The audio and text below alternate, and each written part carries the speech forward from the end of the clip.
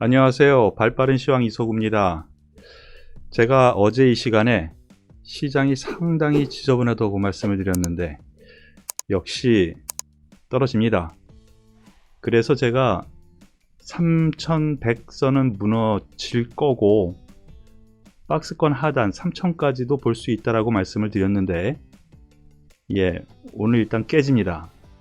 깨졌고 여전히 같은 맥락으로 상단 3200, 하단 3000, 이 상태에서 상단, 하단, 상단에서는 매도, 하단에서는 매수, 이런 관점으로 접근해야 된다는 것을 말씀을 드리겠습니다.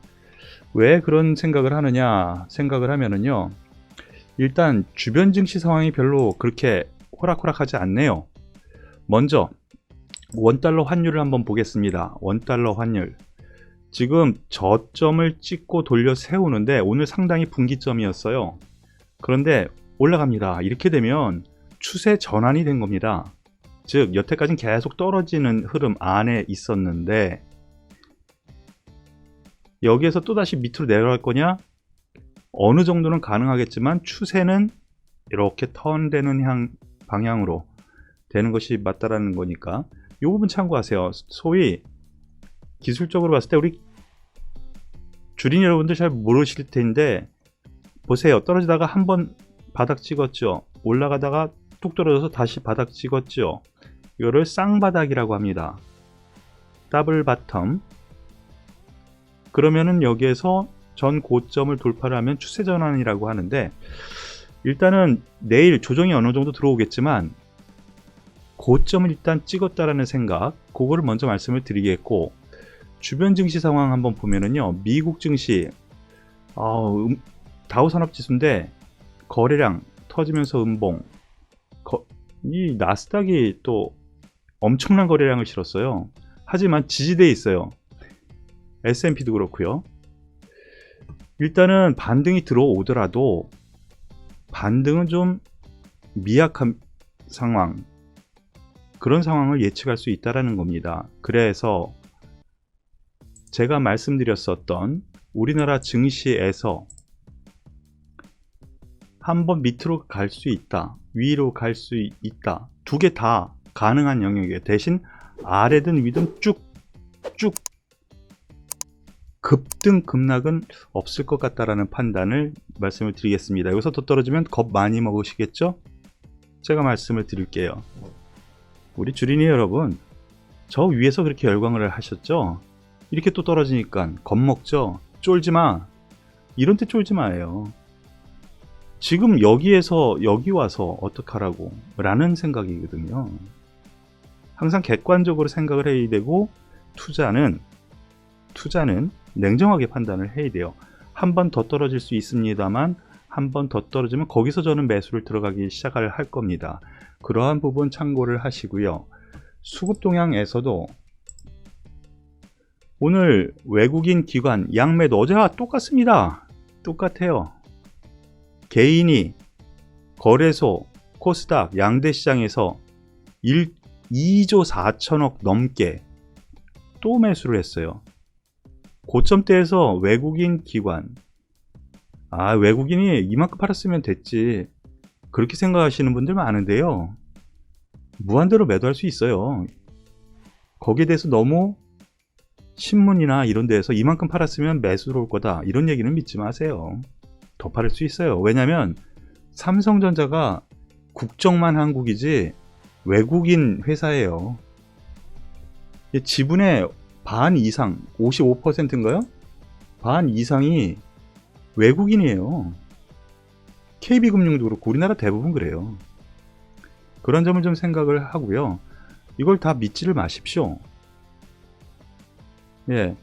그리고 뉴스에 팔아라라는 얘기 많이 있죠. 지금은 그게 또 먹히는 장세이기도 합니다. 그러면 여기에서 오늘 특징주 하나씩 살펴보도록 해보죠. 여러분들께서 궁금해하시는 종목, 개인, 주린이 투자자분들이 제일 관심 많은 종목이 이 삼성전자인데, 삼성전자 오늘 뉴스 상황부터 하나씩 보겠습니다. 삼성전자 3년 내 M&A 선언, 시스템 반도체 파운드리 물망, 준비한 물량 동났다, 갤럭시 S21 사전 개통기간 연장, 잘 팔린다는 얘기죠. 나쁠 거 없습니다. 증설에는 신중, 이거에 우리가 환호를 했었는데 신중하겠다, 대신 M&A 설비 투자 이쪽으로 가겠다라는 거죠. 코로나 특수 누렸다, 반도체 호황 기대감, 그래서 실적도 되게 좋게 나왔죠. 그리고 배당 관련해 가지고 뉴스도 나왔어요. 나름 투자자분들한테 환원하기 위해서 돈 많이 풉니다. 과연 그럴까요? 아니에요. 상속세 내야 되잖아요. 그래서 배당금 많이 주겠다는 뉴스가 있는데 그걸로 인해서 반등 주다가 뚝 떨어집니다. 제가 어제 말씀드렸었던 차트 그대로, 고점은 그대로 95,000원과 여기 하단부 83,500원 요 사이 정도 보지 않겠습니까? 라고 말씀을 드렸죠. 제가 생각하기에 요 하단부 왔습니다. 일단 내일 반등에 관심은 좀 기울이는 것이 맞지 않을까라는 판단이고요. 굳이 가지고 계신 분들은 여기 아래로 버린다? 아닌 것 같습니다. 일단 흐름 상태는 좋지는 않습니다만 반등을 기다릴 만한 여유 분명히 있으니까 참고하시길 바라겠고요. 두 번째 종목으로 셀트리온 한번 보겠습니다. 셀트리온. 오늘 뉴스, 어제 말씀드렸었던 뉴스에 나왔습니다. 뉴스, 항체 치료제 임상 3상 전제 허가 예상. 임박. 바로 이 부분인데요. 개발 속도전. 차트 한번 보겠습니다. 차트를 보면은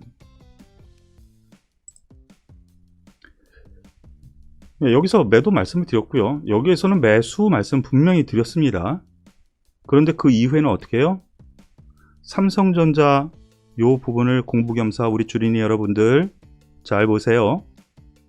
이게 박스권이라는 거예요. 이게 상단은 저는 여기로 보고요, 하단은 여기로 봅니다. 이 안에서 움직이는데 저는 여기에 오면은 매수는 하겠는데 여기에서 올라가는 부분에 대한 거는 어디쯤에선가 물량을 줄이는 게 맞지 않을까라는 판단이에요. 이미 다 아는 내용이잖아요. 이미 다 아는 내용. 치료제에 대한 임상에 들어간다라는 거 발표 아무리 좋게 나와도요, 이미 아는 내용이에요. 그 최대치의 기대감으로 이만큼 올라온 거거든요. 그런 점에서 추가 반등 시에는 좀 물량을 줄이거나 종목 교체를 하는 것이 맞지 않을까라는 판단 여러분들께 말씀을 드리겠습니다. 그리고 오늘 특징주 금호석유 23% 이런 장에서 23% 올라갔어요.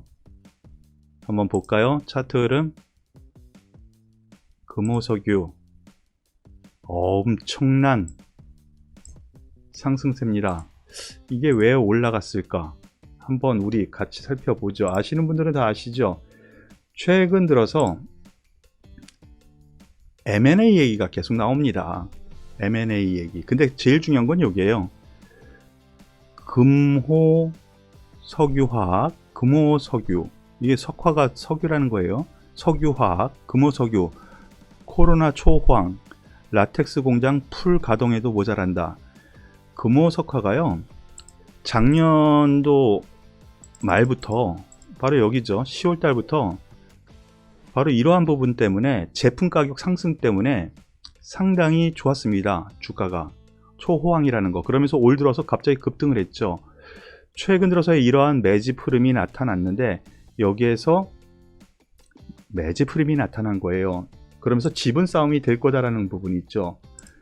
보시면은 IS 동서 여기에서 지분을 상당히 많이 매수했죠. 10%. 그래서 누구냐? 조카예요. 조카.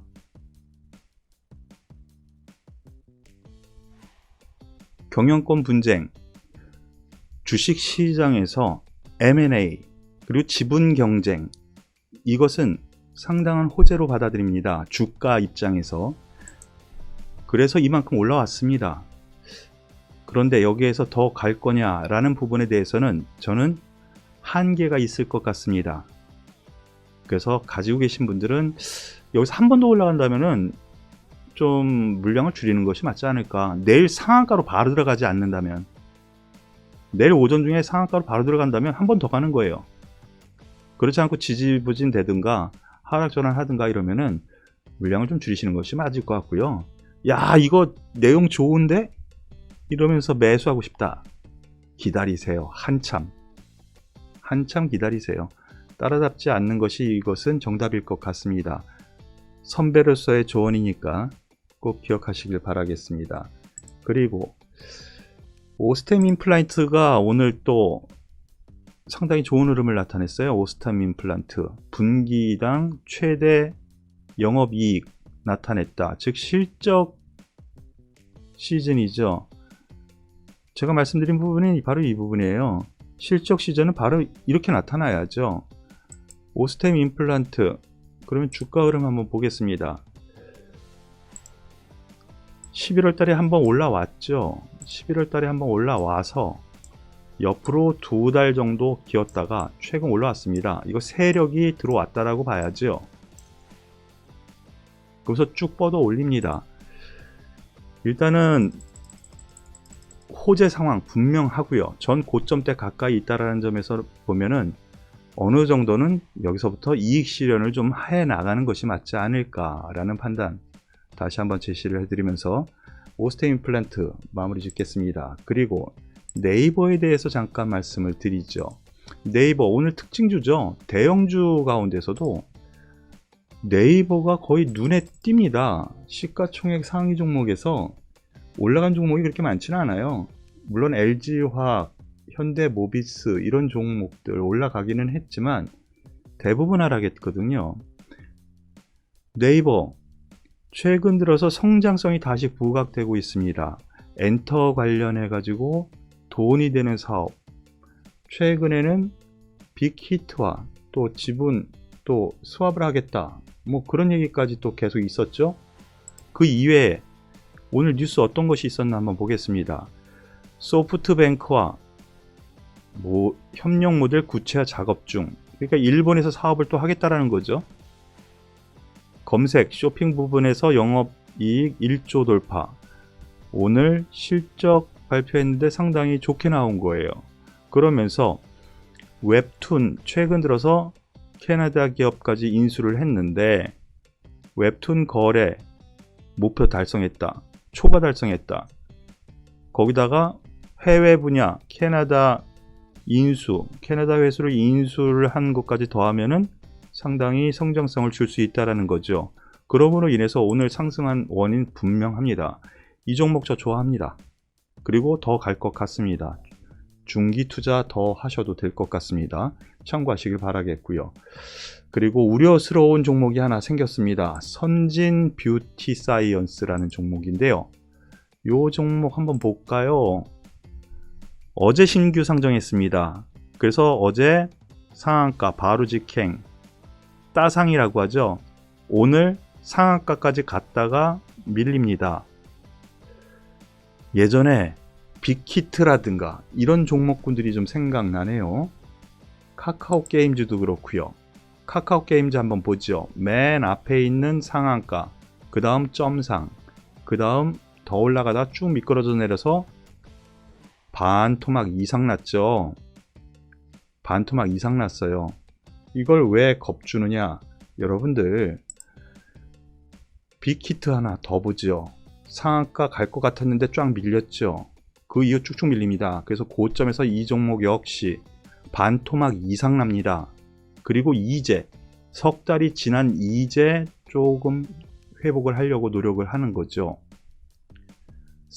신규주 같은 경우에는 처음에 상한가 갈 수 있습니다. 그런데 그 상한가가 끝이 나면 거기에서는 매물 부담이 이제 시작되는 거라고 보시면 돼요. 너무 기대감 많이 갖지 마세요. 신규 상장주. 더군다나 이렇게 상한가 그 다음날 상한가 못 가면 바로 조정 상태, 즉 하락에 진입하기 시작했다라고 보시면 되거든요. 그러니까 이러한 부분 꼭 참고하시길 바라겠습니다. 오늘 발빠른 시황 여러분들께 자세히 설명드리기 위해서 좀 길게 말씀을 드렸는데 여기서 마무리 짓겠습니다. 감사합니다.